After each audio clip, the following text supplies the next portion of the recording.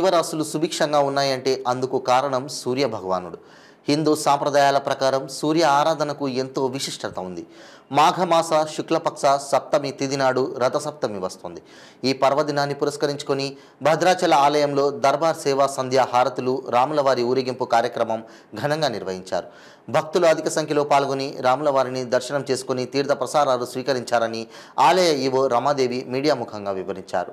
శ్రీ సీతారామచంద్ర స్వామి దేవస్థానం భద్రాద్రి కొత్తగూడెం జిల్లాలో మనందరికీ తెలుసు. దేవస్థానం ఎంతో ప్రముఖమైన దేవాలయాల్లో రాష్ట్రంలోని మేజర్ టెంపుల్. ఇక్కడ అన్ని కార్యక్రమాలు కూడా ఈరోజు మనకందరికీ తెలుసు. రథసప్తమి సందర్భంగా భక్తులందరికీ కూడా ముఖ్యంగా అందరికీ శుభాకాంక్షలు తెలియజేస్తున్నాము. ఈరోజు రథసప్తమి కారణంగా ప్రత్యేకమైనటువంటి పూజలు అవన్నీ కూడా మనం జరుపుకుంటూ మరి సాయంత్రం దర్బార్ సేవ, సంధ్యాహారతులు ప్రత్యేకంగా, అలాగే వెండి రథ సేవను కూడా జరుపుకున్నాము. అలాగే చంద్రప్రభు వాహన మీద సేవను మనం గోవిందరాజ స్వామి ఆలయం తాతగుడి సెంటర్ వరకు మనం సేవలో పాల్గొని అందరు భక్తులందరూ కూడా రాముల వారిని సేవించుకున్నారు. అక్కడి నుంచి తాతగుడి సెంటర్ దగ్గర నుంచి మళ్ళీ తిరిగి మన భద్రాద్రి దేవస్థానం అయినటువంటి సీతారామచంద్ర స్వామి దేవస్థానానికి తిరిగి చేరుకుంది.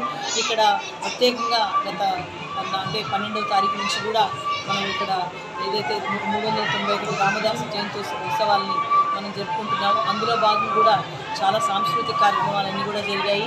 ఇక్కడ అందరూ కూడా భక్తులు చాలామంది రథసప్తమి సందర్భంగా కూడా ఈరోజు అధికంగా భక్తులు కూడా రావడం జరిగింది. వారందరికీ కూడా మనం మౌలిక సదుపాయాలని అంటే మంచినీటి సౌకర్యాన్ని కానీ, ఫ్రీ ప్రసాద వితరణ కానీ అవన్నీ కూడా జరపడం జరిగింది. జై శ్రీరామ్.